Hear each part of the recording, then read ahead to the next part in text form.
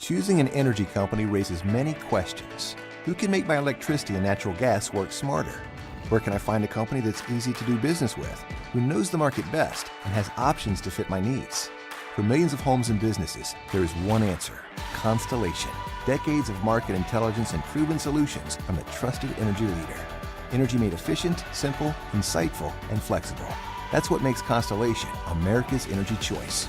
Learn more at constellation.com/energy. Blog Talk Radio. What's going on? What's going on, good people? Welcome y'all to the show, G.F.T Radio. Got a great lineup for y'all tonight. What's going on, Willie? Want to introduce yourself? What up, though? It's your boy Willie Styles, hitting y'all up from the road. And, yeah, like Clint said, we got a great show lined up. What's today? Today, November 1st, right? November 1st.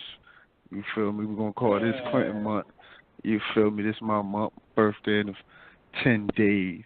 So, yeah, we're going to celebrate all month. Oh, that's what's up. That's what's up. If y'all listening, y'all on blogtalkradio.com /GFT radio show. Y'all know y'all can check us out. If y'all missed tonight's show, y'all can check us out on YouTube, iTunes, Google Music Play, SoundCloud, wherever. Everywhere. So y'all can definitely find us. If y'all want to call in, phone number 657-383-1155. Tonight is our trending topic show, so we're going to talk about plethora of things. Got multiple topics. We're going to have some fun tonight. You know what I mean? I'm pretty sure we're going to have a lot of jokes. Sonny will be with us in a minute. So, I don't know. You want to get right to it, Willie? For sure. Yeah, we can get right to it. Like you said, there's been a lot going on this week. Actually, man, this whole past, I want to say this last 3 or 4 days been wild. You know what I mean? Yes. I mean, I can't remember what she put on the summary, but man, between all the serious stuff like the shooters, the stabbings, to the politics with the midterm elections, Trump fooling out here in these streets, the Democrats trying to stake claim to the House. Is it the House or the Senate? I can't remember which one. They trying to stake claim, though they already said they won. And then to the silliness, like your boy 50 Cent out here fooling on them. So it's so much going on right now. You know, it's been a very busy week for the news, for the social medias, and for the and for people in general. You know what I mean? So I mean, we can take our pick. I kind of wanted to start with the serious topics, just because Let's go. It's, you know what I mean? There's a lot going on with the serious topics. So in particular, the one thing that had me in kind of, I won't say enthralled, because there was nothing enthralling about it. It was sad to me, but the situation in Pittsburgh and the situation with, I think it was Pittsburgh. Where else was it? There was a shooting there at the synagogue. There's another shooting that I'm drawing a blank on where it was at. I apologize to the people that were affected by it, but it was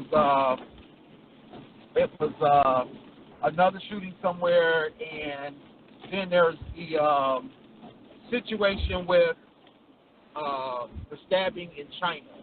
So I'm not sure if a lot of people heard about the stabbing in China, but there was. I didn't hear about that one. That one went over my head right there. I missed that one. Yeah, there was about a dozen children that were stabbed by a woman. I don't know if she was mentally ill or if she was just, on one that day, but she decided to stab about a dozen children. I want to say it was like 2 or 3 went to the hospital immediately. They had, I don't know if it was the teacher or one of the aides that got stabbed as well. So it was crazy, man. It was crazy.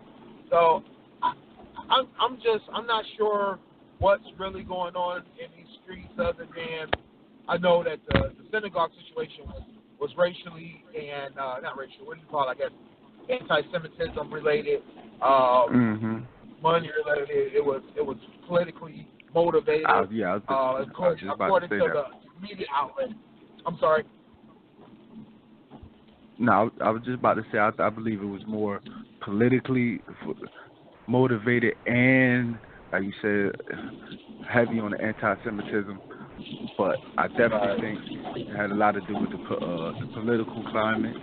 I felt it was, it was similar to the what last week where they was, the guys sending out the bombs, the pipe bombs, to all the people that got into it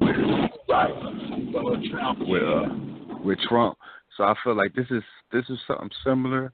I feel like these people, for some reason I guess they feel like they're sending a message. They're trying to send a message when they do these type of acts, and not realizing they miss the mark every time, because all it does is enrages people and solidifies people in their stance, even if there's no open line of communication. You feel me? There's no proper communication. There's no dialogue. All you're trying to do is instill fear. And exactly. And that's not going to work. That's trying to instill fear in people. You know what I mean? All that's going to breed is more hatred. You know what I mean? So, I don't understand what, and then this is another thing. It was a lot of apathy towards it as well, I think, from a lot of people. It not necessarily that they agreed or that they supported it. It was just like it was a lot of indifference to it as well that I noticed, because, some people, I always got to play devil's advocate. I always got to look at it from all angles. Some people was like, well, those people, would they have cared or would they have spoken up if that happened to another group of people? Mm-hmm. And right. Oh, right. Exactly. Yep, I've heard about that. Yeah, so I thought that was even though I think it seemed kind of callous, me, I had drew my line. You already know how I feel. I drew my line, but at the same time, I don't support that type of action. You feel me? I don't support going out mad shooting people that just because I disagree with them or I feel like they don't support my cause. I think that's kind of asinine in a way of going about things. But at the same time, I can see other people's perspective, and I can understand how some people feel that way. Yeah, I heard about that too. I forgot about that earlier. Yeah, I heard about that, and I think it's a double-edged sword on that one, right? Because like you said, you don't want anyone to take action against another group of people just because they don't support your cause, just because they don't speak out when you need support. But when it's them, they it's of course they'll speak out at that point. But the thing is that one thing I looked at it from that same perspective, but then flipped it again, was that you didn't hear them say, "Look out for us." You know what I mean? At least I didn't hear it. I think they maintained their community and kept it from their community standpoint. Like, the one thing that stood out to me, and I thought was unusual in a way, but I realized who we're talking about, right, in terms of this community, is that the protests, one of the protests that were going on about the visit from Commander Cheeto was that people sent an open letter, right, and said, hey, we're not supporting this visit by the president and blah, blah, blah, blah, blah, blah, right? So 200-something thousand people signed the petition or signed the open letter. But the thing is that when they were interviewing people from the community who were affected by the shooting, they were just like, oh, yeah, I definitely agree with the letter because we don't really need this happening. But they weren't out there protesting, and they weren't out there saying, outwardly, immediately saying, protest this. They weren't saying, come to this gathering. They weren't, They weren't like pandering. Not to say anybody ever panders for sympathy, but you know what I'm saying? There's a way you can tell when people are keeping it inside their community, supporting themselves versus, out there and they're accepting or they're involved in the same situation that the general public is doing, like when it comes to those protests or when it comes to. So I think that was unique to me in that situation, So it kind of still lends to their situation is that they take care of their community, they keep everything inside their community, and even when they're mourning, they only mourn with their community. Yes, self-sustaining. You feel me? They self-sustainable, Very self-sustainable. That's something our community could learn from a whole lot. We could, we could take a lesson from them in that regards. So in regards to that, and I know you probably agree with me, so I'm probably talking to the wrong person here. But the thing is, so. I don't remember what was said exactly, but I remember seeing at least two either rabbis or religious leaders come out and, of course, denouncing the shooting, denouncing the act, agreeing with the media or agreeing with the protesters about the situation with Trump's rhetoric. But the thing is, what I noticed, they didn't come out and say, oh, we forgive the shooter. Or we forget, and that's something that always burns me up about this. Yeah. And I'm an avid Christian. I'm all for forgiving as a therapeutic measure. But my thing is, you come in my home and you kill my people. Not to say that I'm not going to religiously forgive you. Thing is, I'm sorry, but I'm not about to come out here and act like this forgiveness is going to let you off. I'm not letting you off the hook. I'm sorry. Yeah. I can't. Yeah. You know what I'm saying? I'm hard edged on that. I can't deal with that. I hate when I see that because I feel like we copping out. Like we don't stand up for our people enough to say, hey, this is BS. This person came in here attacking us as a people, as a religion or a people or a culture.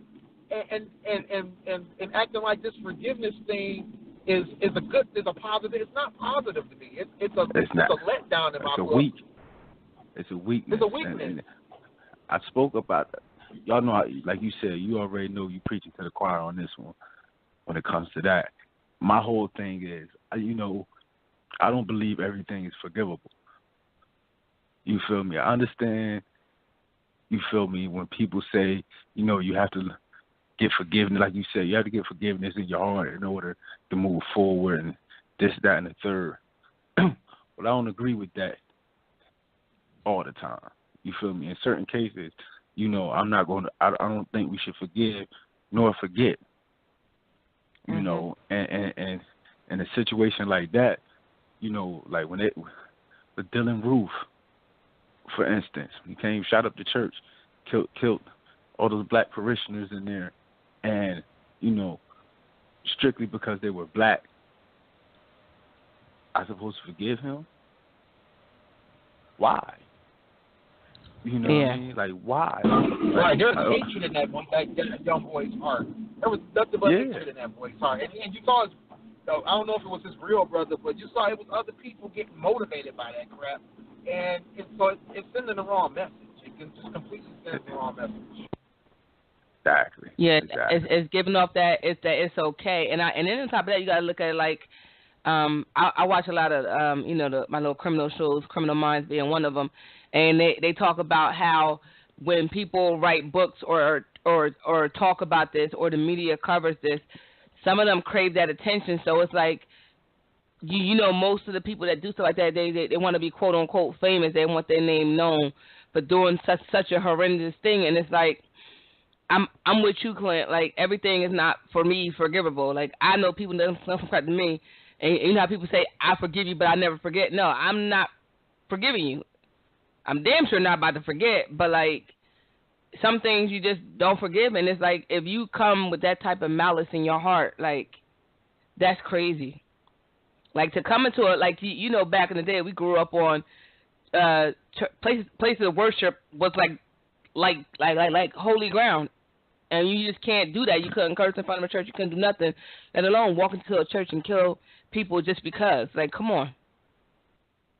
Yeah, I agree with you. You know what what I need them to do is clarify, because like you said, because my thing is, you're not about to, regardless if it's the church, if it's the whatever the situation is, you're just not gonna disrespect my place of worship or my place I lay my head, or whatever the case may be, as well as take away lives of people that I love and expect me just to let you know, be you. Like, oh, you know, I forgive you because God said forgive. God said forgive people who talk bad about you because they don't understand you. God said forgive people who you know, I mean, yeah, they may slap you in the face, but my thing is, you ain't about to sit here and tell me, oh, let God deal with them. No, they need to be dealt with now. There's a thing called laws. There's a thing called prison. There's a thing called the electric chair. Let them deal with him. Now, I'm not about to wait for Judgment Day. I'm sorry. He needs to be judged by the people he worshiping, which is, you know, the government or whatever he's worshiping. Let them deal with him right now in this form. Because my thing is, I'm not about to sit here and let you just trample all over me. You know, I think it's also, like you said, Clint. It's. Oh, go ahead. No, I was just gonna say, nothing is sacred anymore. You can't, like, it's bad enough these shootings happen in schools. You can't go out to movies. You can't go out to a club and enjoy yourself. You can't go to church. Like, you can't stay home. People, like, it's nothing is sacred. You know what was deep? You know what was deep? The point, you know what I mean, somebody made, I think one of the people from the synagogue that was murdered, I believe she was a Holocaust survivor, something like that. Yeah. She was old. And it was like, to survive the Holocaust, just to be murdered in America because you're a Jew. Like, that's some shit. You know, yeah, like, that's, you know, in 2018. It's like, yeah, so it's like, how far have we really come? You know, or, you know, has things really changed? And in my opinion, you know, I don't think the hatred ever went anywhere. No, it just went undercover. Yeah, I just think, yeah, and when those people lost, you feel me? So the victor, to the spoils go to victor. Those people who had that hatred in their heart to do them type of thing to them, to us, or whatever, you know, they lost the war at one point. They lost that battle. So, you know, they were suppressed. Now, with the climate that we're in now, and the one that the Republicans and I'd say the Democrats too. I mean, because Democrats are part of fostering this climate too. But we all know, like, Trump is the spearhead. But this whole political climate, I feel like now they feel like they're emboldened. You know, they feel, you know, they want us to come out them shadows. They're tired of being suppressed. You feel me? They want to let their hate show. They want to let their anger show. You know, and that's why we keep getting these acts, these mass murders. You know what I mean? And I don't see it stopping anytime soon, to be quite honest with you. I really don't. Yeah, I mean, I think a lot of things that are happening right now, like that situation with the bomb guy, the guy that sent the bomb, even though I kind of feel like there's a little bit more to that story. But anyway, the guy that sent the bombs the guy that went to the synagogue, all those things. I think that there's, definitely a lot more of that going on because of the rhetoric, because of the nationalism and the hatred that he's spewing. I think it's all fueled by that, and anybody thinking differently is fooling themselves. The what's the name of those people? The White House staff, or like the Sarah Huckabee talking about, that's just the fault, or it's all on the person that did it. Yeah, I'm not going to say that Trump is the guilty party in the killings or the bombings and all that other stuff, but he's the motivator. He's the instigator. He's just as guilty by association because he's motivated. He's promptly promoting it. And I think that people who are instigated by their own malice or by their own shortcomings, of course, you can't blame anybody for that. If it was just one, Democrats versus Republicans, we're campaigning against each other, it'd be different. It'd be like, okay, these people who feel like they want to go after the other party, that's not the fault of either candidate, and it's not their responsibility to deal with that. But when you're actively, going after, when you're actively promoting this hatred or actively promoting this dislike for a certain individual, you're instigating that. You're fueling that. So this is all, not all on you, but this is partially on you too.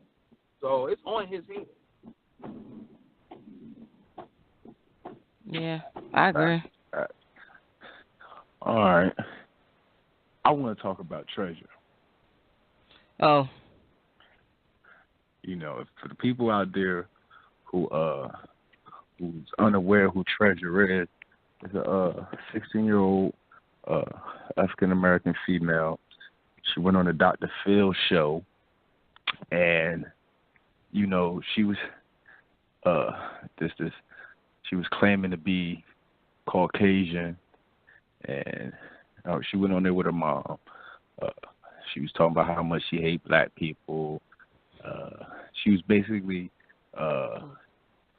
called black people incoherent, violent. All we want to do is twerk and dance. We're stupid. She just had a whole, mind you, like I said, she's black herself. And when I first seen it, I laughed. I thought it was pure comedy, because it was just hilarious to me. And because I'm at this point in my life to where I'm not trying to save everybody. So, a lot of people, it came out, I know Willie sent us something, and I had seen something prior to that to where her sister said it was all a hoax.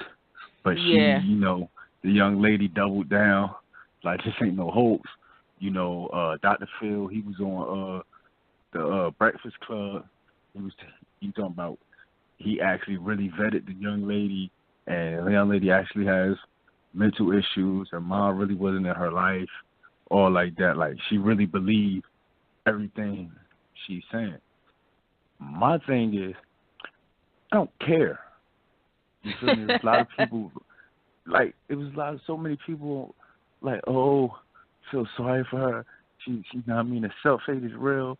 And I'm like, hold on, like, listen. She made her decision.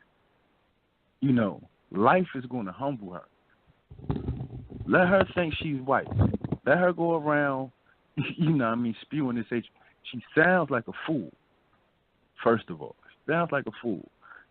That's why I took it as pure comedy, because in real life and day-to-day life, she can't operate like that. She can't sustain, like, she can't sustain any, like, a real livelihood, like, with those views. It's just not going to work. So life will humble her. Life will, take care of that for us. But my thing with the whole situation was with black people, like, stop trying to save everybody. You know what I mean? Like I always say, and we always say on the show, all skin folk ain't kinfolk. So even if she did this for publicity, you feel me? At the end of the day, she's seen a way, you know, to capitalize off hating black people, off the, you know what I mean, off our downfall. You know, right? So, exactly. You know, exactly. So there's other ways to get fame than that. Exactly. So either way, to me, she's a Sambo. She's a coon. You know, I don't respect it. She's comedy to me. You feel me? Nothing to be taken serious. And anybody who thinks like her, I don't take them serious. I'm not trying to say don't care about everybody talking about mental illness or you know what I mean? I blame her mom. You feel me? You know what I mean? And then, like I said, that girl, 16-year-old, she old enough to think for herself at this point. Right, exactly. So, like, I don't care. Like I really don't. At her age, so she got to get it together for herself. Like you said, Clint, I knew from the start that this was, for one, it was either staged or it was just for some ridiculousness. And my whole thing about the, like you said, the saving her or the trying to figure it out and all that, and the mental illness, it's like, bruh, like even if she was really feeling that way, like you said, she's gonna have to live in this world. And this world is not gonna see it. Nobody in this world is gonna see things her way. Nobody's gonna give her the benefit of doubt, nor take her seriously anyway. You know what I'm saying? Because you walk into any place trying to talk that, people gonna look at you crazy, and like you said, you're not gonna be able to sustain life like that. So irregardless, she's gonna learn. Regardless if it's real or fake, she's gonna learn. She gonna learn. So I think that it was a non-issue. It was a mute point to even deal with her. I don't even understand the purpose of her being on the show other than showing another way somebody's trying to use this reality TV stuff as a quick route to 15 minutes of fame, or 5 minutes really. Because we about to forget about her in about. Cause I actually had forgot. I didn't even know who. When y'all mentioned Treasure in the summary, I thought it was somebody else. I thought somebody had got kidnapped or something. I was lost. I didn't know who it was. I was totally lost. So the whole situation is forgettable, and it's sad, like you said, Clint, because she tried to use something negative or a whole bunch of negative stuff about black people to gain a foothold to fame, and that's the sad part of it. It's like you definitely aren't with us, and there's no purpose in us trying to go, trying to pull you back. You can go on with the Stacey Dashes and the rest of it. Yeah. When I saw that, I was like, I thought similar to you, Clint. Why people getting mad? All she is the black version of that Rachel Dolezal chick. Just want to be whatever she want to be. Nobody cares. Like whether it was real or fake, it doesn't matter to me. Either way, she sounded really ignorant. So, and that's who she chooses to be. Let her be great. I laughed at all the memes that came out of it, especially the ones they were saying they're gonna throw water in her hair and show her how black she is. And it's mad, and it's mean because at the same time it could be seen as trolling or or being a bully because she's a child, but at the same time she old enough to know. Like when you make, and I say this all the time, when you make certain statements as broad as she did, you got to take the good with the bad. Everybody ain't gonna agree with you. It might be some people that agree with you, it might not be, and you got to be adult enough to know that if you go on national TV and say some crap like that, live in your truth and understand that some people ain't gonna like it, and you got to take the good with the bad. I did read the article about her sister. I think somebody else posted that on Facebook. Whether it's, like I said, whether it's true or not, it doesn't make a difference. She decided that's what she wanted to do with her life, and that's what she's going to be known as, the black girl lost. I don't care how she, she at the end of the day, when she get pulled over driving and stuff, they're gonna identify her as black. So whether she chooses to realize that she's black or not, if this is really real, guess what? When she get pulled over by the cops and she get racially profiled, you black. So that's when you're gonna learn how black you really are. And ain't nothing really too much you could do about it. But I just think the memes were hilarious. Like I laughed at quite a few of them. That was a good comical moment. Listen, everything when I heard her talking. And like I posted it on our IG. You feel? I posted part of it. I didn't post her whole clap back. You know what I mean? But when she called it, because I kept saying y'all, like she talking y'all. She ain't talking. You feel me? Like she ain't talking to me.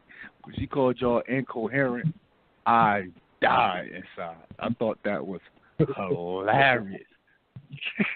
I thought that was hilarious. I said, no, she did not. Like I said, like I never took her serious. What got me kind of really pissed off, like I really got pissed off, is the reaction. And it goes back to to the previous topic and Willie mentioned. It's like we way too forgiving.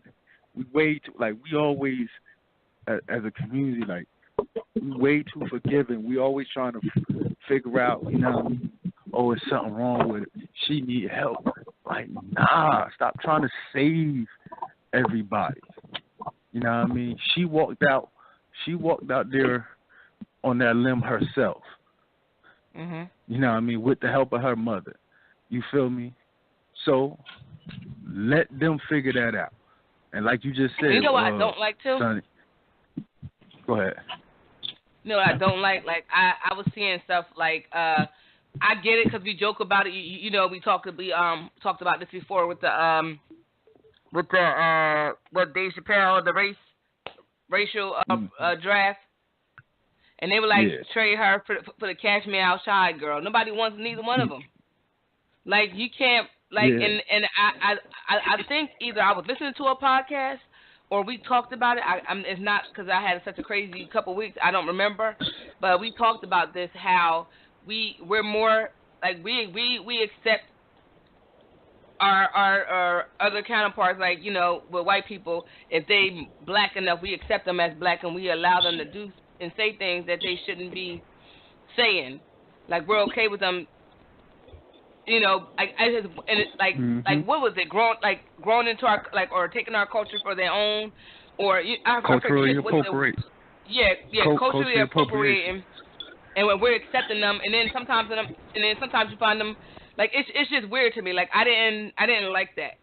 It kind of rubbed me the wrong way when I was reading that. People was like, oh, we could take her for this. Oh, she could trade her for this person. Like that person, I don't want that person either. Yeah, I'm so glad you brought that up because that takes me to this next heifer. You feel me? That everybody was so gung-ho about Hillary Clinton. Oh, yeah. A.K.A. Killary. You feel me? Like, I was never a fan of this broad. Like, I'm like, she disgusts me. You feel me? She disgusts me. And black people, for some reason, love her. Especially black women, for some reason, and you know, like her little True Colors show. Y'all heard the comment she made with the little joke she was trying to make. You know what I mean, about all of us look alike. And she just said that was a couple days ago. My thing with that is, we give these people passes. When she was running, you know what I mean, for president. She goes on Hot 97 on the Breakfast Club, talking about how she keep hot sauce in her pocketbook. Mm-hmm. Like, are you fucking serious? Like right then and there, right then and there, she was dead to me. And then in the same interview, you feel me? They ask her, "What do you say to the people who think you pandering to black people for their vote?" Her response is it working? Like she was trying to joke it off and play it. Know what I mean? So it's like right then and there, every black person should be like, nah, we can't fuck with her because she really She don't care about us. You feel me? She'll do anything just to get our vote. She'll say anything. Her true colors are showing. You know what I mean? And it goes to your point. I would respect you more if you were true to yourself. Like, be yourself. Exactly. And I respect you for whatever race you are. Like, I just watched an interview with Tika Sumter. Is that her name? The girl. Tika Sumter. True. Yeah, Sumter. Yeah, and how she just had a video and she was talking about I forget who she was on somebody's show, and she was talking about how she met her husband, and he's a white man, and she met him on the show, and she said, I took him to an all-black thing, and she said he was just himself. He wasn't trying to be black. He just was himself. And he was comfortable in the environment, and he wasn't trying to, like, be black, quote unquote. And that's what I will respect you. Be exactly who you are. I don't want you to try to be like me. I don't want you to try to be anything but yourself, and be comfortable in who you are with your life, and now date whoever. But I think a lot of people feel like they have to make themselves. They have to try too hard, fit in, for us to like them. It's like, no, be yourself. You could be white, blue, Asian, whatever. Be yourself. We either gonna like you or we not. The race don't matter at that point. It's just you being exactly true to who you are. And a lot of people they want to fit into the black culture and not be themselves. Not everybody. I'm not gonna say that about everybody. But there's some people that's like that.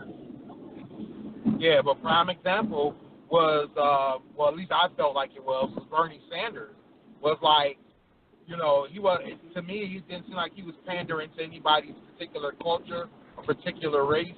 He just was like, I got values that I got to stand up on. I got agendas I want to push through, and he just pushed all that. You know what I mean? So I had a lot more respect for his situation than like you said, than like the situation with Clinton and with definitely with Trump. You know, so because I feel like some of Trump's situation. And his rhetoric is all relational based, because in a heartbeat he will say one thing to a certain group of people and then say something different to another group of people. Within his heart, I kind of feel it's racism, but even some of what he says, it seems like it bothers him to say it, but he says it anyway because he's in front of that group of people, or he's in front of that crowd. You know, he panders to that crowd. You know, if you remember, 10 years ago, Trump didn't even want to be associated with Republicans. But he called them stupid. Because, exactly. And so now he panders to the Republicans because he needs their support. And I think only because they need his support. But he could care less. He has agendas and he has things that he wants to push through. But he could care less who is for who is for, because he's just pandering to the people that's in front of him at the moment. Yeah. Mm-hmm. Now, can we go? You brought up Tika Sumter, right? Her and she got the movie coming out, correct? With Amari Hardwick. Yeah. All right. So, right now, that man has been getting, because we talked about this a similar topic before about when black men, cause like you said, to get someone married to a white man, he's married to a white woman, and we talked about how so many, you know, they do these movies and we get caught up in these characters, and they're promoting black love, but in reality, they don't really live that in reality, and then we bash them for it. And the brother Amari Hardwick, you know, whether right or wrong, people's out, he was getting bashed. You know what I mean? His wife was getting hella disrespected. You feel me? Mainly by black women. You feel me? Like, hella disrespected. But when the shoe's on the other foot with, like, a Tika Sumter, and she's married to a white man, she doesn't receive, black women don't receive that same vitriol. They don't get that same. It shouldn't matter. It shouldn't matter who somebody chooses to marry. Like, they're grown. Let them, like, and I I never. I mean, that, me personally, I'm not that person. I don't care if you're happy. That's fine. Marry whoever you want to marry. I don't care. I don't care if it's black, blue, purple, whatever. If that's who you love, that's who you love, and don't and live in that truth and be happy with that. And don't worry about what nobody else got to say, because at the end of the day, y'all happy and they not. We talked about that when we talked about what's the name that was on Black Panther, and they got all mad because he was at a party with a bunch of white girls, and they was like, oh my God, he don't like black women. Like, shut up. But I guess my question is, they act like they're losing something because that person, involved with somebody of the opposite race. And I agree to a point that black women don't get as much flack about dating white men, but I do see it happening occasionally, and especially with certain celebrities. They get the comments, they get the trolls and all that stuff coming after them. But I think it's definitely lopsided when it comes to how it's viewed. But the thing is, I think it's mainly because the black women, that go after the men that have, dated or married to white women or other races, they go after them as if they're losing something. And it's like, he wasn't coming for you anyway, sis. Calm down. Like, apparently he wasn't coming your way. It's just like when they're gay. Apparently he didn't want you. So I don't know why they get so upset, why they get so caught up. Go find you a man that wants you, and stop being mad at this man who never wanted you to begin with. They act like it's personal. It's like it's not personal. Like you said, son, these people are dating and marrying who they want to marry. That's on them. It's not like I don't look at it as like it's taking away from our race, so to speak. I think it's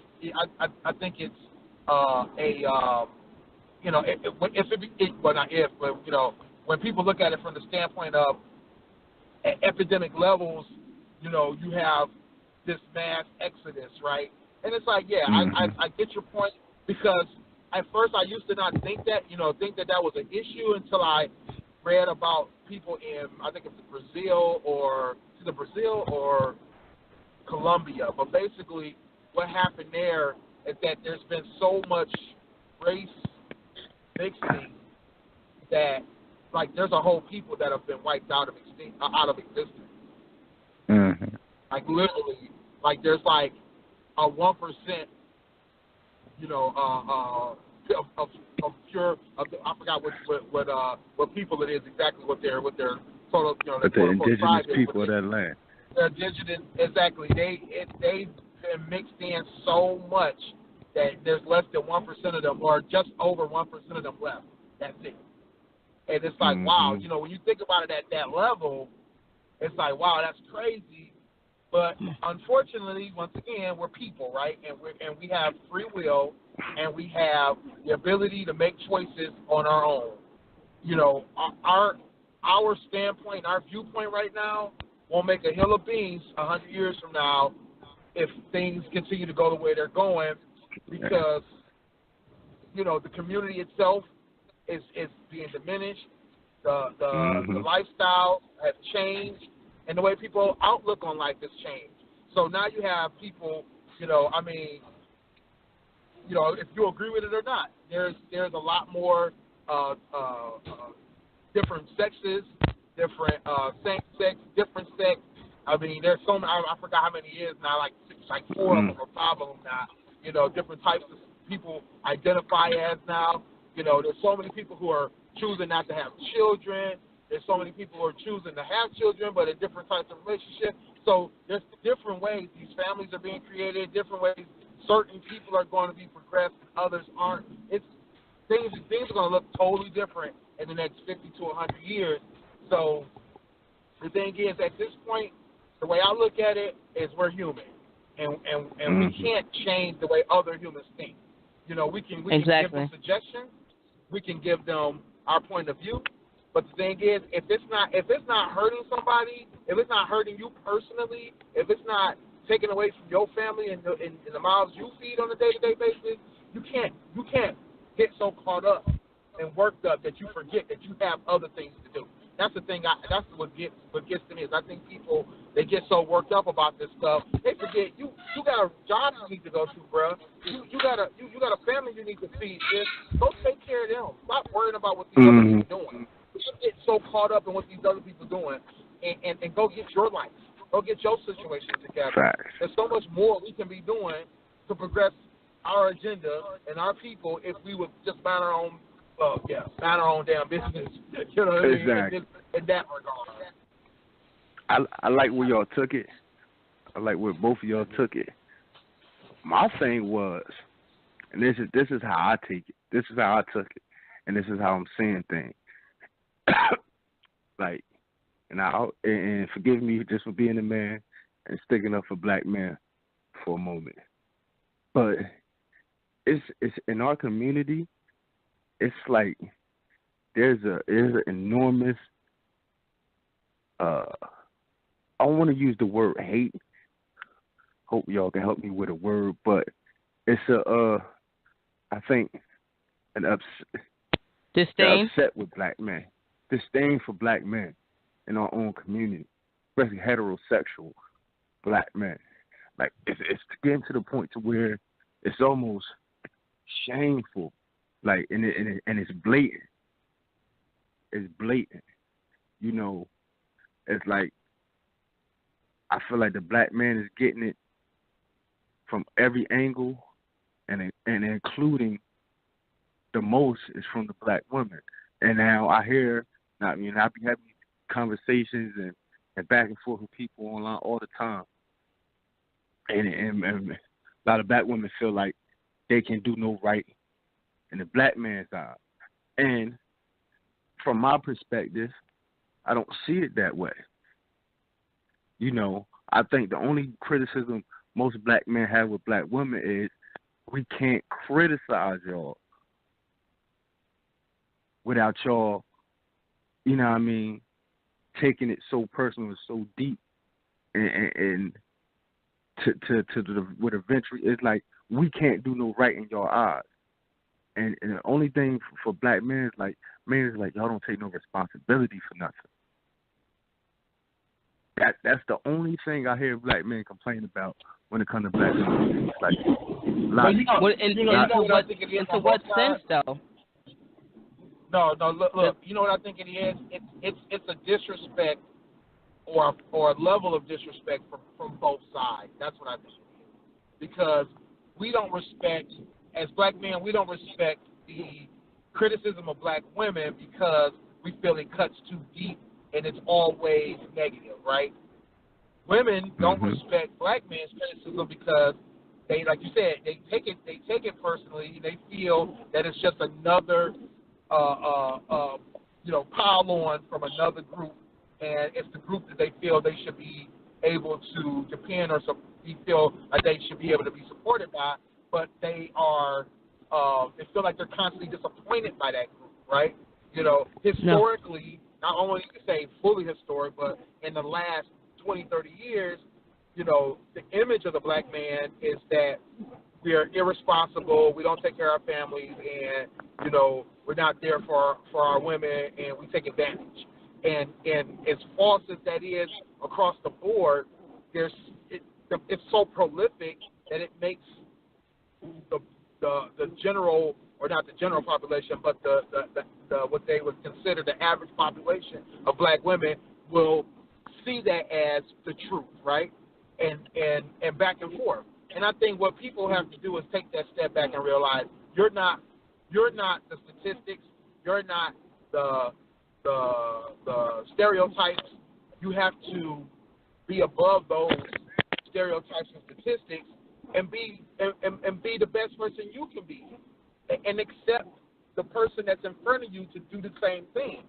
And if we do that for each other and we try to understand each other's, not from a black man, black woman, but from a us together, we either as a couple or a family or whatever the case may be, I think we'll come out a whole lot better. You know, I think people get so caught up in the stereotypes, they get so caught up in the trend and the hearsay. And like you said, Clint, it's not the truth all the way.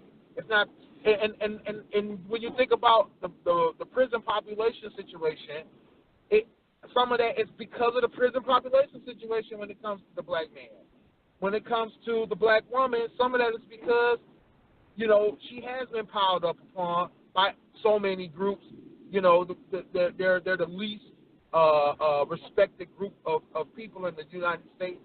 So some of that is heartfelt, right? But everybody has to take a step back and realize you're not that statistic, you're not that stereotype, or at least you should try not to be, and respect and love and show love for the person in front of you. But see, I think, here's my take on it as a black female. I may sound like, I don't want to come off bitter and stuff like that, or take it to a different situation. But here's what I'll say to this. I'll agree that we both attack each other to a certain extent. And at the same time, not all black females have it out for black men. And like Willie pointed out, we, as a black female, we are the most or the least desirable, or just a lot of things, job-wise. Like, it's a lot of things that we have shortcomings on, because for one, we're female, and on top of that, we're black. So it's a lot of challenges that we face. So when you look at it like from either whether it's a workplace situation and how the disrespect is, and then to like home life and as a society situation, as a black females, we're considered the least desirable, right? But you see all these other races and nationalities taking our features and our looks and stuff like that, and then we get back from our own people that look just like us. Oh, well, you're not yourself because you do X, Y, Z. When these other females take from us, present it to you guys, not you guys personally, but to black men, and it seems as desirable. So for a black female, it's like we're getting it like how you feel, Clint. We're getting it from all sides. And when we look to our counterparts, some of them don't reciprocate that love or that support. So it's like, for us, we're constantly in defense mode. Whether we're taking it personally, we take everything personally because we're supposed to be strong. But how strong does one have to be when you're constantly being torn down from everywhere? Like same with our men. Y'all go through stuff too. And at the same time, if for most of us, we're here to help you and uplift you. Some of us, not everybody though. But it's like that constant battle where we kind of tear each other apart, and we both look at each other like, how come you're not here to help me? But it's sad. So how do you stop that cycle? You know what I'm saying? Like at the end of the day, we look at it like you said with the black and white situation, or a Margie Harvard dating the white. Go ahead. My fault. I think the best way to stop that cycle is for us to stop acting like victims all the time. And that goes for men and women. Yeah, exactly. That's true. Exactly. No, I mean, we got to stop acting like we're victims all the time. We got to stop using other people's standards as our standards. You feel me? Like you said it yourself. Other people. I just watched a video today where this guy was, and it's crazy. These two guys were having a conversation, and one guy was saying how he tired of black females because they loud, they always getting on his case, and he ended up dating this white girl that was giving off black vibes, as I'll say it. And the guy was looking at him like, what? And he was looking at him like he was crazy. And he was like, well, why are you gonna date her? She's just like a black woman. She just light, and she did with your shit, your nonsense. I mean, I get it. We always can't play victims, but at the end of the day, like we had to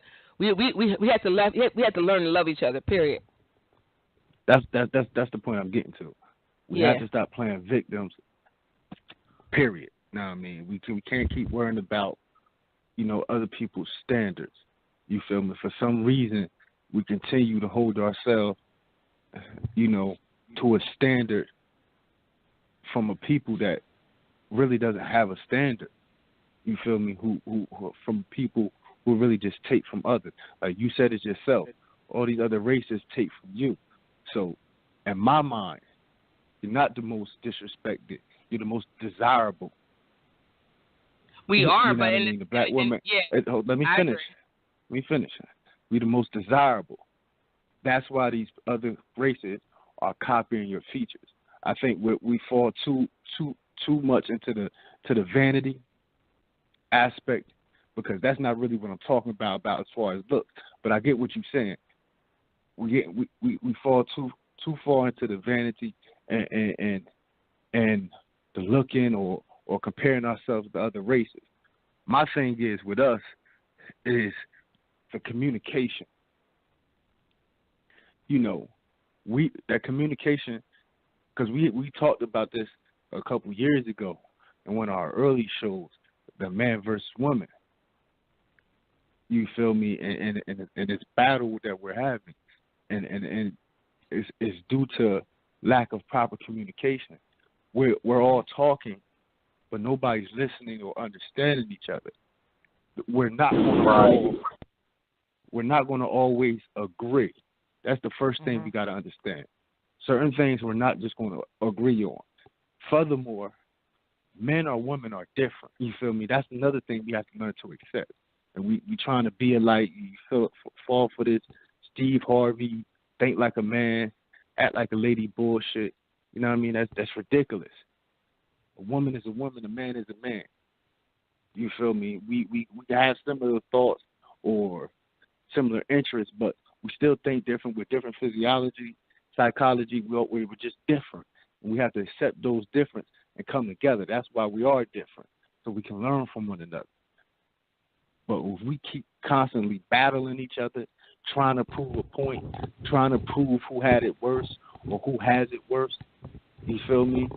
Or I mean I hear you say it, and I hear people say like the black woman is most like I don't want to hear that. Miss me with that. To who? To who?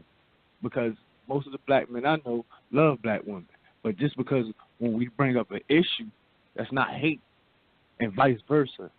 You know what I mean? Men, I know black men got to learn to take criticism as well. Just because somebody critique, you can't get better if you're not being critiqued. You feel me? That's just a fact. You feel me? None of us can get better if we're not being criticized or critiqued.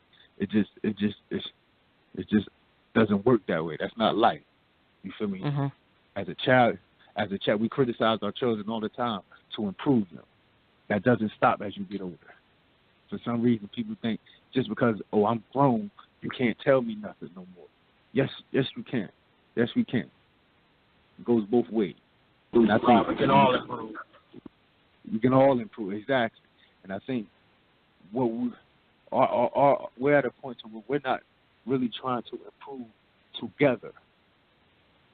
We're trying to improve individually. Like it's like black women are trying to improve just for black women, and black men are just trying to improve for black men. And I'm not talking about all of it. I'm just talking about as a whole, as a majority. Like we're splintered. You know what I mean? You'll find your pockets where all black love, this, that, and the third. But as a whole, the majority of our community, we're not together. We're in competition with each other. And for, you know what I mean, for the wrong reason. And we keep, for some reason, black people as a whole get off on pain. You feel me? I had it this hard. I had it this rough. You feel me? Like that's supposed to make you better or stronger. Nah. We got to get off that. And I think that until we get off that, I feel like we're going to continue to have these issues. Cause it's real.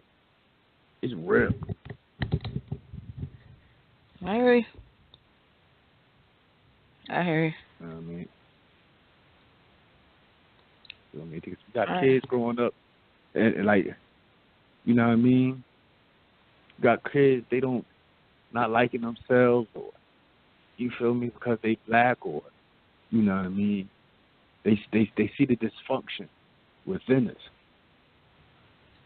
You feel me? Like we're highly dysfunctional right now. You know, we have to take responsibility for that as a people and stop blaming. You know what I mean? Stop blaming outside entities. You know what I mean? It's time to level up. Level up. If anybody out there listening, phone number 657-383-1155. We are officially in our after show. Yes. Right now. Yeah, so you know what I want to talk about right now? To touch on your boy. I wanted to touch on 50. Oh, what you want to talk about, Sonny? Yeah, I was talking about 50 Cent and his King Petty. Yes. Oh, that's I love 50. He definitely wins the award, hands down. He's like Captain Petty. Yes. Yes. He's the most entertaining. I love it. No, he like keeping his name in the media though. he like to keep his name in the media. He like the ultimate grudge holder, aka King Petty. How you talking about? He gonna buy how many rolls? Was it 10 rolls?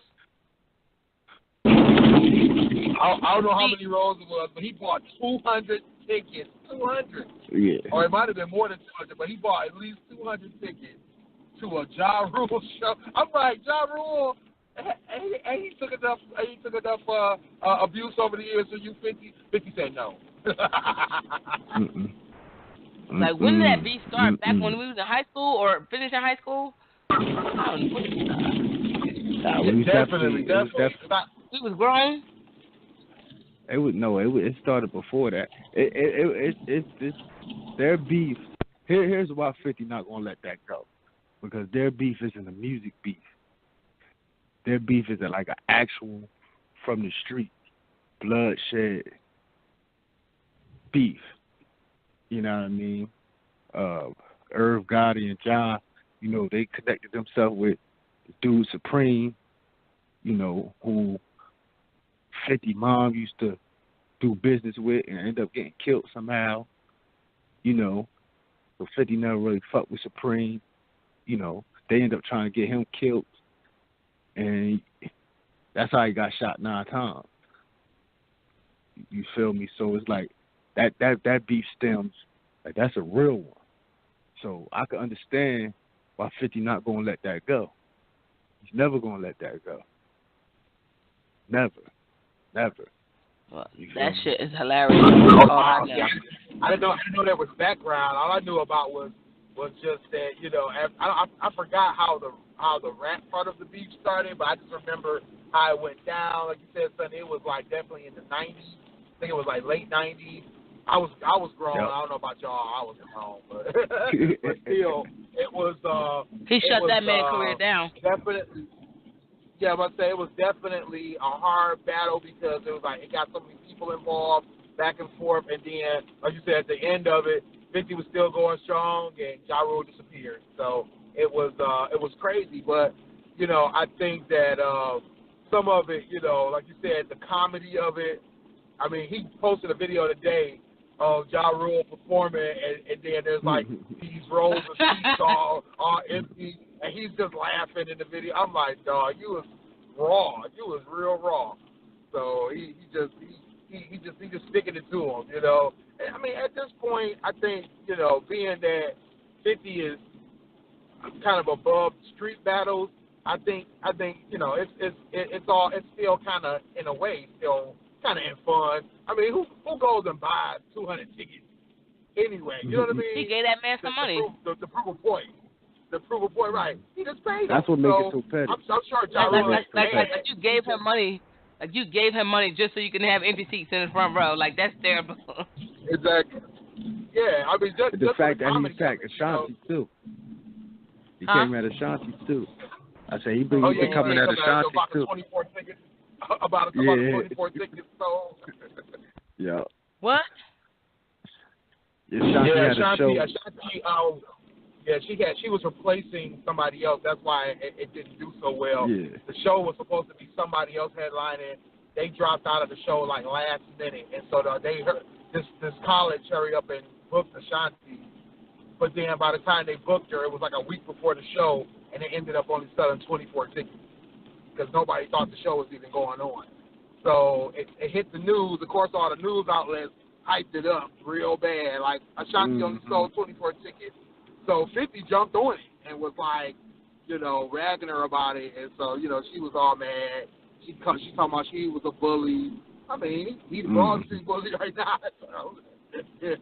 But it was just, you know, once again, just pure comedy.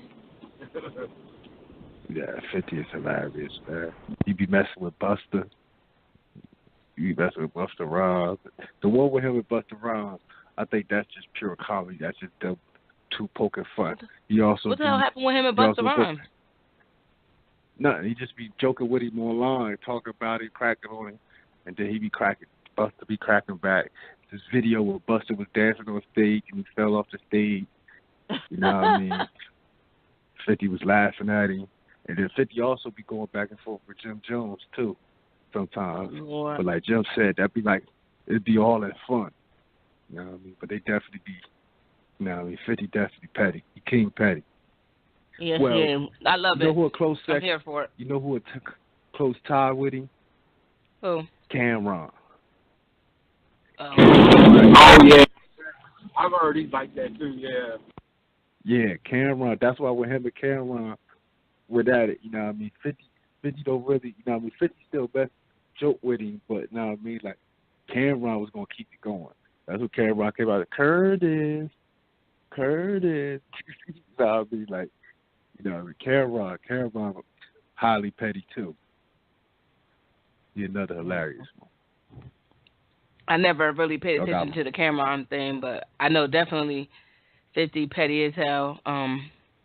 Like, I aspire to be him. Just hold the beef for that long and just be fucking with somebody. Like, because, I mean, I'm in like a petty thing right now at work, and I'm just, you know, in hella petty mode. But I'm like but I can't even say I'm low key petty. Like, I'm petty and I crack up because I think it's funny when people try to be an asshole. Like, I posted that on my Facebook when people try to be an asshole to me and they don't realize how much of an asshole I can be and how petty I am. Like, I do low key petty shit at work. Like, okay, all right. Like, dead talking to me, and I'm dead not turning back and looking at you. And you study trying to get me to look at you, and I'm studying not looking at you, like, because I feel you burning in the back of my neck. And then you like, you know, make eye contact. And that's like, oh, it's still not looking at you because I ain't shit. I don't know. I'm an asshole. But I like that shit. Sometimes you have to be petty with people. Sometimes it's good. It's good petty. So back on a bad petty though. Did y'all see the back and forth between Kathy? What's her name? Kathy, not Davis. What's her name? Oh man, I can't think of the girl's name. The one that had the comedian that had Trump's head cut off. Kathy Griffin. And then she got a lot of Kathy Griffith. There you go. Thank you. Kathy Griffith and Tommy Loren went back and forth because Tommy Loren decided to dress up as Kathy Griffin for Halloween. Oh, wow. Really? And them two been going at it for the last, 2 years, ever since the head cut off incident. They've been going at it. So they went at it this past weekend. It was crazy. Like, Tommy Loren, I don't even know what her deal is anymore. Like, does she even have a show anymore? Like, what is her what's her purpose in life? But she ended up dressing up as Kathy Griffith, and with instead of a Trump head, she had a clown head or something.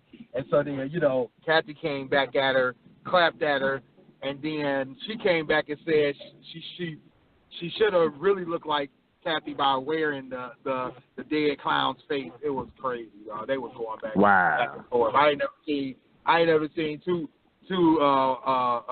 women of that persuasion go at it like that in a long time. That's terrible.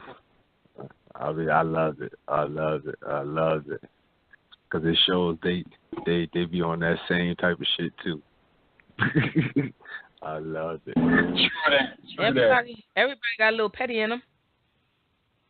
Like, what's the pettiest thing you've ever done? Petty? I don't know. You ain't never do nothing real petty just cause?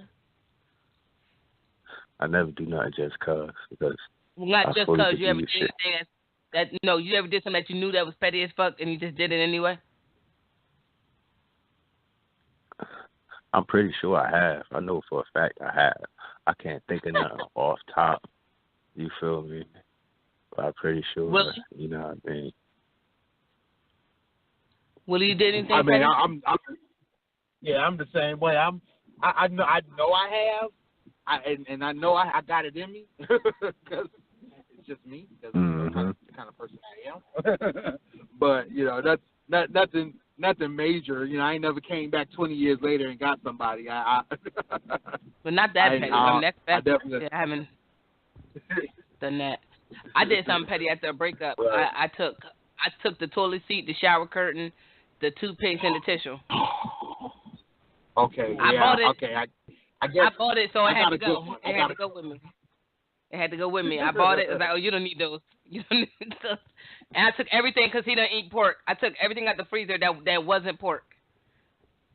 Like, here you go. Feliz Navidad, nigga. Hey, you real. Here you go. That's extra petty. That's, you like, here you go. You don't affect my man. Assalamu alaikum, my brother. Force that man to have to go grocery shopping. He probably had to clean the freezer out, everything. That's terrible. Yeah, I'm trying to think. So this is my petty moment. This happened a long time ago. Hopefully my good friend ain't listening because we good friends now. But so when you mentioned a relationship, so I was dating this girl once who we were real young. I think I was 16 or 17, so she couldn't have been no more than like 20 maybe. So okay. I like them old. But no, I was dating this girl. No, I take that back. She wasn't even 20. She was probably 18 or 19. Now that I think about it, because I was like 17. Anyway, so we were dating, and she was definitely on her swag, right? She wanted to wear the certain designers. She wanted to wear certain types of clothes. So back when I was that young, the ultimate swag was like leather jackets, right? Was like the straight butter soft parkas and full lengths and all that kind of stuff. It was like that was the thing. It was the end thing. I don't know, what they on now, but that was the thing back then. This was a long time ago. I'm not even going to mention how long ago this was, but this was a long time ago. Anyway, so took her, to the store. I'm like, bet, I know what you like. Our birthday's coming up, blah, blah, blah. I got you. And I put that mug on layaway or something, or no, I had to order it. That's what it was, not layaway. I had to order it, right? So I had to order it and go back in like a week or two and pick it up. So 3 or 4 days before I was supposed to pick this jacket up, I find out she's cheating on me, or that she stepping out with her ex-boyfriend or something like that, right? So type of guy I am, I go and pick up the jacket. I go all the way to her house, all the way up to her door. She comes out. She all, she excited. She see the jacket. She see the tag. She see all the, all the bag or whatever, like the logos. She see the logos. I unzip that mug. It's a shearling for me.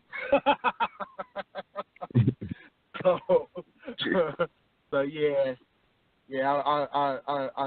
I like to get a little petty myself. I think that's how it's been. I guess the worst. I don't consider it worse. I just consider it teaching a lesson. It was this particular young lady. You feel me? She thought way too highly of herself. You feel me? And I'm all for it. Like I don't even believe in conceitedness. Like I don't believe in that. I believe somebody who was with low self-esteem came up with conceitedness. You feel me? I fully believe you should love yourself and think highly of yourself. But this particular lady, she was the type think highly of herself, but also belittle other people. And I said that's what I got an issue with. You feel me? So, and then she was the type to, can't just anybody get this, or you know what I mean? Somehow, some way, I got her, right? So we at the spot. I'm at her spot actually. You feel me? And, you know, I got her fully naked, everything. She was ready to go. Trained to go, ready. She's like, nah. What the fuck? Nah, I ain't really. It's like, nah, I ain't really digging this, sweetheart. This ain't. You feel me? You know what I mean? You ain't real right. Like, you know what I mean? I know it was kind of mean, but I had to teach her a lesson. You feel me? Like, I had her ready to go. Like, talk about she was ready. Spread eagle. Dang. Yeah. Like, yes, I'm about to get up in there. Yeah, I'm good, sweetheart. I'm good, sweetheart. This ain't really, you know what I mean? This ain't really for me. You're not really for me. You know what I mean? I just had to bring her down a notch. Bring her down a notch. I guess hate that's rejection. probably Like, what you mean no? She probably would have slapped the shit out of you. Fuck you mean and that's no? the reason why I did it. That's the reason why I did it. Because I know her ego. I knew that was going to hurt her ego. And I knew she was going to try to spin it. You feel me? But what she don't know is, like, you can't, you feel me? Somebody who don't care, like, you can't, how you ever try to spin it with me, oh, he was scared, this, that, and the third. Like, nah. The people that know me know. You feel me? So, like, she really couldn't spin it, even though she tried. But I know the fact that she was trying to spin it, it hurted her. You feel me? It let me know it got at her ego, and that let me know I won. That's terrible. You feel me? Yeah. I mean, I had to. Because, you know, it all came off our first interaction to where she just thought she was God's gift to man. You feel me? Like, I'll never forget that. God willing, I hope she did. You feel me? She gonna call you like, bitch, fuck you, man. Clint gonna get in trouble. Clint, if we don't hear from you 72 hours, we know what happened to you. I mean, she know why I did. She know I did it now, but I hope she probably don't want me to tell the story because she knows somebody, one of my boys or something, they know who I'm talking about. Right. I got one more that backfired on me. I got one more. I mean, I won't say it backfired, but it was funny how it ended up turning out. So I had a buddy of mine who was dating a girl, and we went over her house to hang out and everything. So her little sister was trying to get at me, and so I'm telling her, I'm like, look, I don't really go for young chicks, blah blah blah. She was only like 16. I think I was like 18 at the time, or I was about to go on 18. So, she kept coming at me. So I was like, you know what? It's cool. We're gonna go on a little date. So she was all excited. She was all ready to go. And so I picked her up, and I'm like, we're gonna go to the movies. So she was like, all right, what we gonna see? I was like, don't worry, it's a surprise. So I go and I take her to the drive-in, and as soon as we pull up and the movie started, of course she was so mad. I took her to see Lion King. You know what? Willie? So yeah, I would have been singing all the songs. Because I'm childish. I was gonna be your mighty king. I've been in there. Well, I know. I definitely got before. We ended up sitting there watching that movie. That movie was good. Yeah, it was the best movie ever. I was like, this was a really good movie. I definitely got before. I had to give a young lady her respect. She once on my birthday. Oh, that's fucked up. Birthday. All I want for my birthday is a big booty girl. I want to say this is probably like 05. It's probably like 05. It was 05 before my pop died. And I guess she was really into me.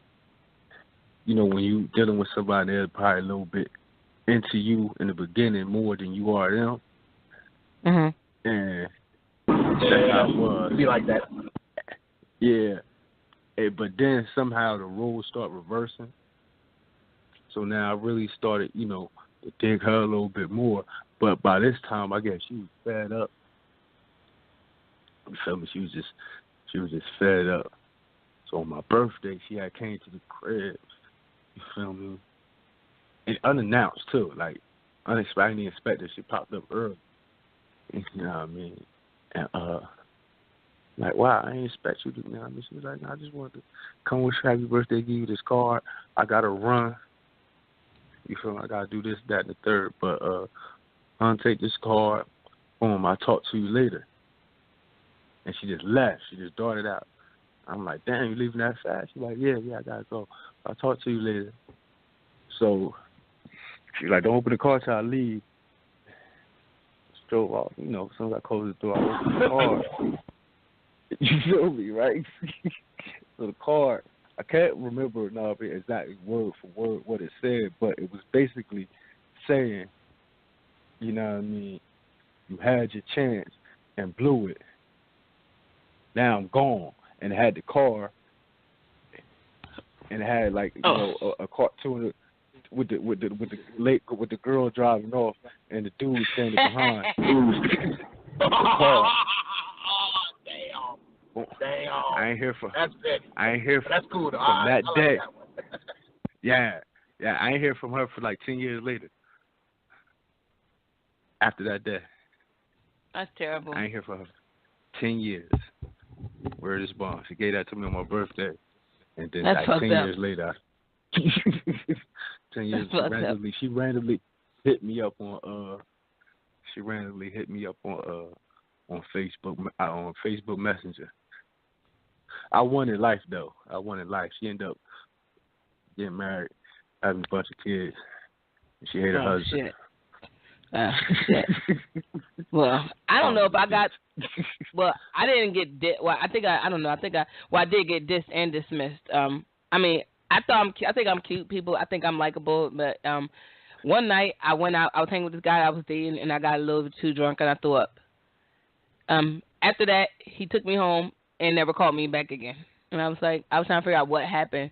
And then years later, I found out he said I wasn't acting like a lady. Why did I throw up like that? I should know my alcohol level. I was like 19, 20.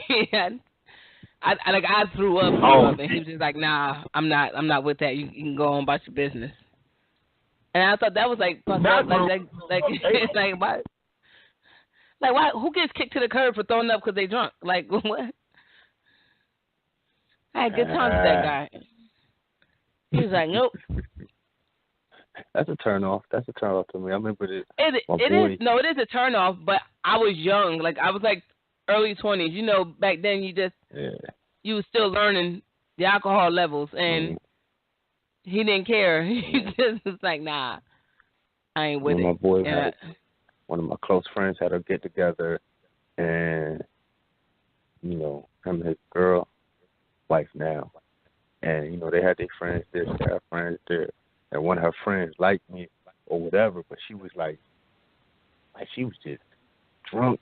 You know what I mean? Like, pissy drunk. And she kept telling my boy, like, yeah, let him know. I don't want no relationship. I just want, you know what I mean, smack this, that, that. I'm like, he telling me, like, bro, she trying to get you, take it to the crib, whatever. I'm like, nah. Like, she a little bit too drunk. You know what I mean? Like, turning me off. Then by the end of the night, like, she was curled up on the floor. Like, wow, I told her. And, like, so I could see why dude, you know what I mean? Like, it was a total turn off. So I could see why dude did that to you. Like, I wasn't curled up on the floor. I just went to sleep, and I woke up, threw up, and lay back down and went to sleep. Next time, I'm like, all right, we're good. Go talk to a dude. Did you throw up in his bed? What? No, I didn't throw up on the bed. I threw up on the floor. I got up there, and then I lay back down, and it was over. Not on the floor. You didn't even make it to the bathroom. It was hardwood. Yeah. It wasn't stuff. I could have cleaned it up, but he kicked me to the curb. I never heard from him again, and I was like, that's terrible. I thought kicked me to the curb. Yeah. Mind you, I got this dude a job at my job and everything, so I had to see him, and he didn't want me no more. Like, like nigga, I got you a job. You was looking, I got you a job. You got him a check. Still wasn't beat. Yeah, he didn't want to love me. He didn't want to love me. I can understand, you know, I can understand. Because sometimes it just depends on how it go down.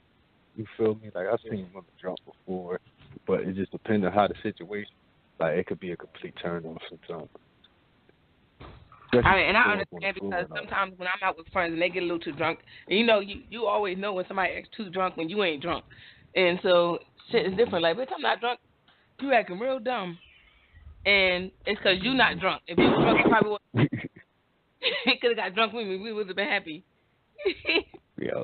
I've been there before, and I've been on both sides of it, where I've been overly intoxicated, and the other people around me weren't, or the opposite. So it is it's an experience nobody likes. You definitely don't want to be sitting around and people are just way too gone. Because either one, you're going to be concerned with that up, or you. Yeah. What's that? That was me. Intoxicated. That was me. That was me Saturday. I had 2 drinks and 2 cookies, and my life was in shambles on Saturday. So, and they got pictures to prove that I was in shambles. Willie didn't want to say drunk. Willie said overly intoxicated. Trying to clean it up. I done been extra drunk before. I've been drunk before.